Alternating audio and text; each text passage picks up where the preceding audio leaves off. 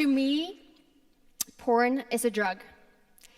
These words belong to Alex, a porn-consuming young man, which I interviewed for my co-author book on how porn affects our health. He was 6 years old when he first stumbled upon porn. And the images were so strong, he told me, he even had trouble sleeping afterwards. Today, he is 19 and still haven't been able to quit porn.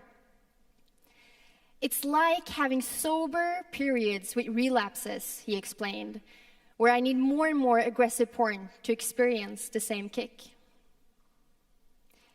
Would you think about this? A society where our attitudes aren't constantly being shaped by porn.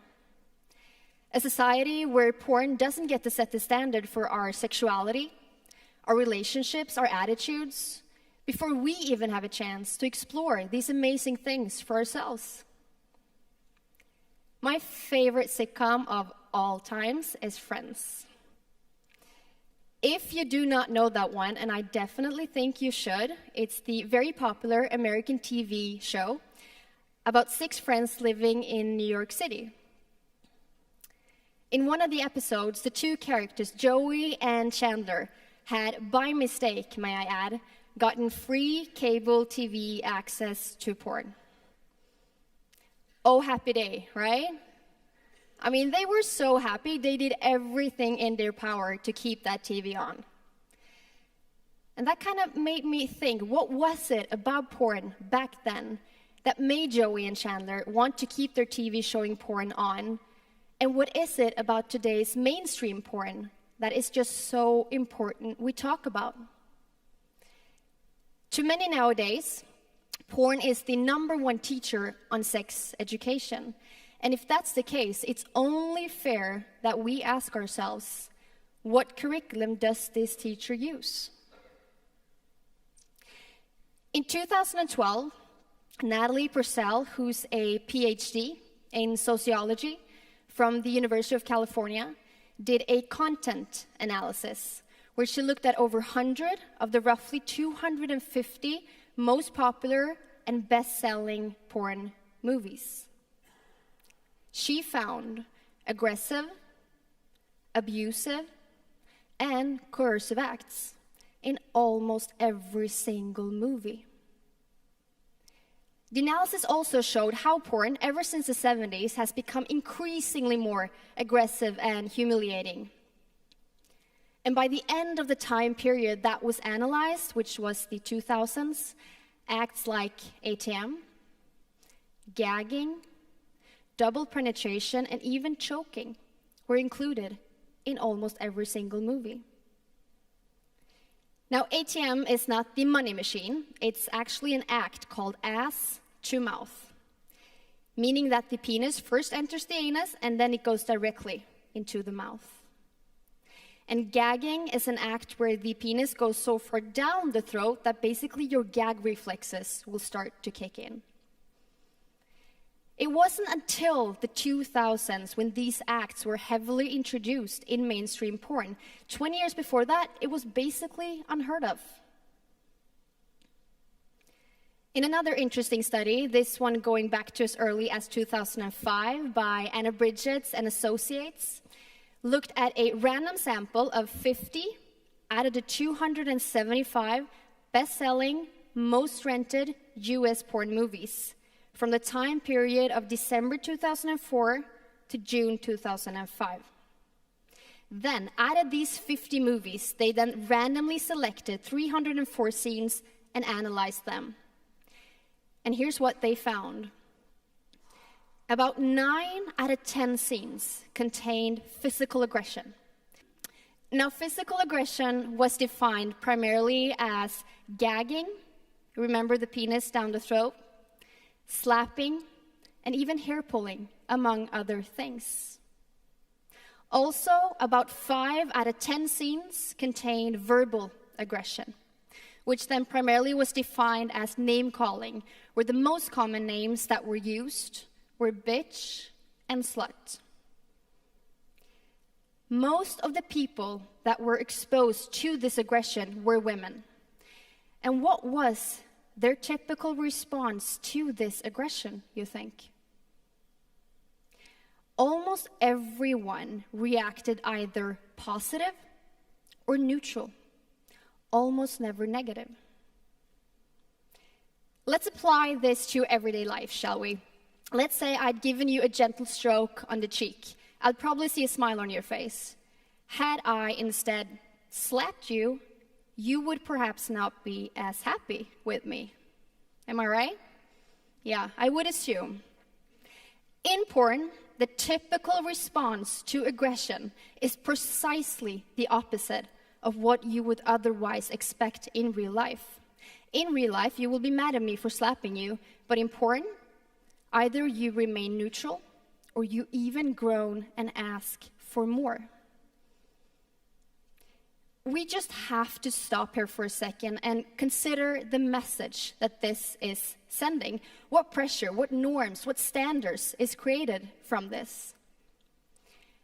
I once met with a guy who shared his concerns about his girlfriend never screaming and moaning like they do in porn. And he goes, "What am I doing wrong?" And then he says, "You know what? Maybe I should try to strangle her. That she will probably enjoy." That was kind of my reaction as well, yeah. I've educated on this issue for about 10 years now. I met with kids from the ages of 5 and 6 whom stumble upon pornography. And I met with young girls comparing themselves to the very often extreme standards set by porn, thinking they aren't good enough, not pretty enough, not sexy enough. I met with teenagers who compulsively consume pornography on a regular basis, doing everything in their power to quit, often unsuccessfully. And I met with guys so eager to please and so eager to perform just like they do in porn. And when they aren't getting the typical porn response from their partner in bed, a lot of them blame themselves for not being able to perform sexually. I was right in the middle of a talk about porn when a mom raised her hand. And she stood up, grabbed the mic, and said, "The other day, my 8-year-old boy came running out of his room, hysterically crying. At first, the little boy had refused to tell his parents what had happened. He did not want to talk about it. But eventually, it became clear he'd stumbled upon porn. But it wasn't so much the actual porn that he had seen that upset him. He was crying because he thought, this thing that I just saw in porn is what my mom and dad do to each other in bed." More than 50 years of research has shown us what porn causes. First, porn can produce attitudes, which then goes and trivializes sexual aggression. Research proves a strong link between porn consumption and acting out sexually aggressive acts like sexual assault. And here's the thing. Even porn that's non-aggressive can have these effects on our attitudes due to the fact that whenever a person in porn is being dehumanized, that's when the change in attitudes is happening. I mean, are we getting this? This is actually what porn can do to us. Now, not all, of course, who consume pornography will go out and sexually assault someone. That's not what we're saying here. But the fact remains that for an alarming amount of sex offenders, porn was a triggering factor, leading them to be less sensitive to sexual aggression. This is not rocket science. This is basic human psychology. What we see often, we get used to. Let's go back to Joey and Chandler for a second. My favorite sitcom, Friends. What was it that was going on inside their brains that made them so eager to keep that TV on? neuroscientists have found that pornography hijacks the reward pathway in the brain and can become a compulsive behavior with addictive qualities. In 2014, Dr. Valerie Voon, and I think this must be stated for the record, she's a global authority on addiction and also the leading researcher in the neuroscience department at the University of Cambridge. She released her long-awaited study, a study that provided groundbreaking results on how viewing porn affects the brain.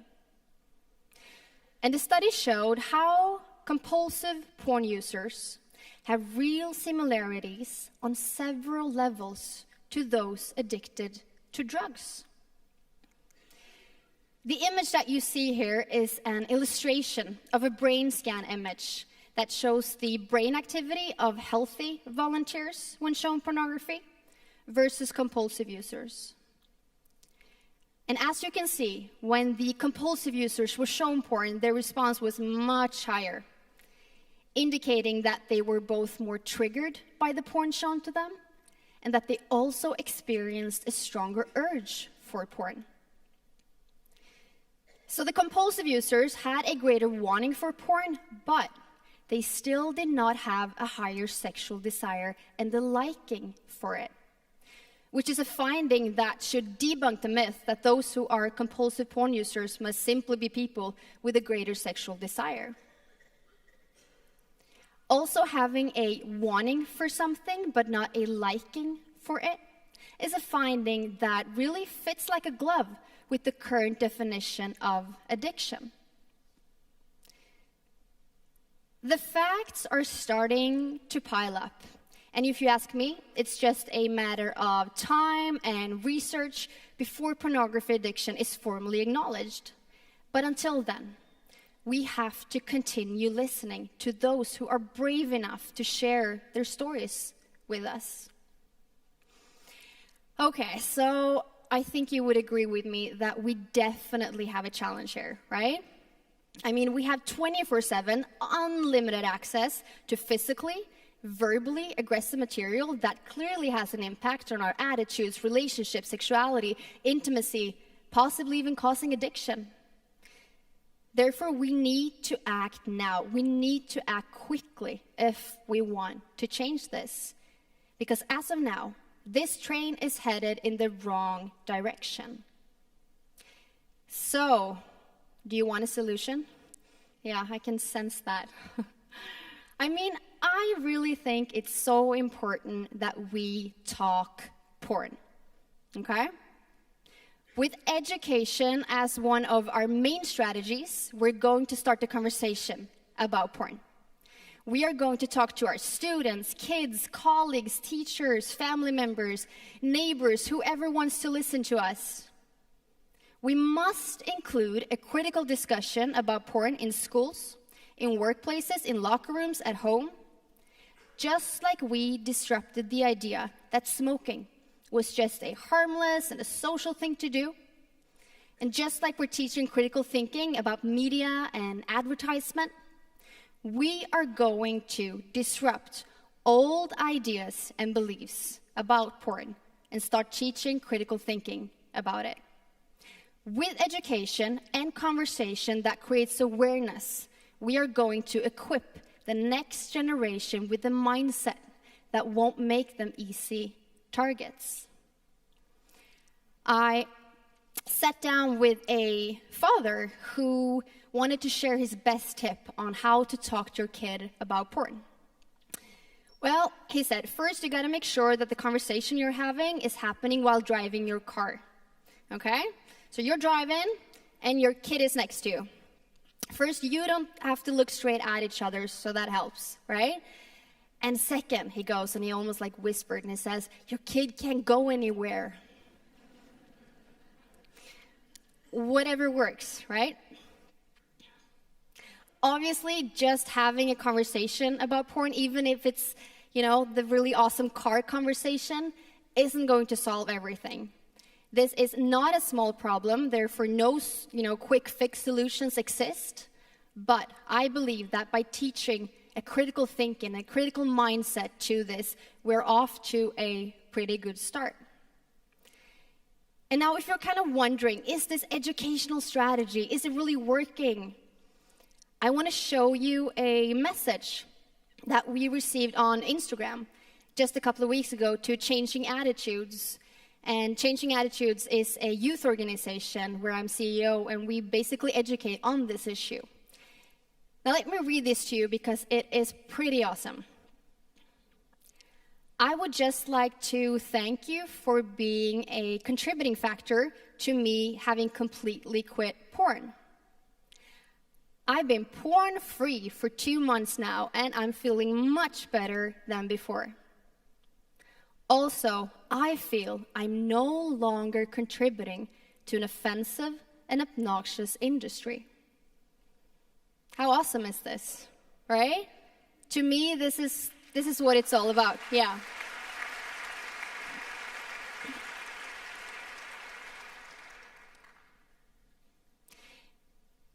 Would you think about this?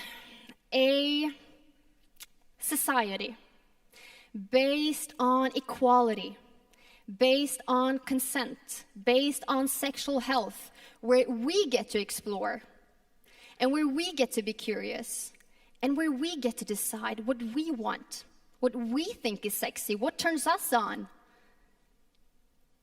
But to get there, we need to start the conversation about porn now.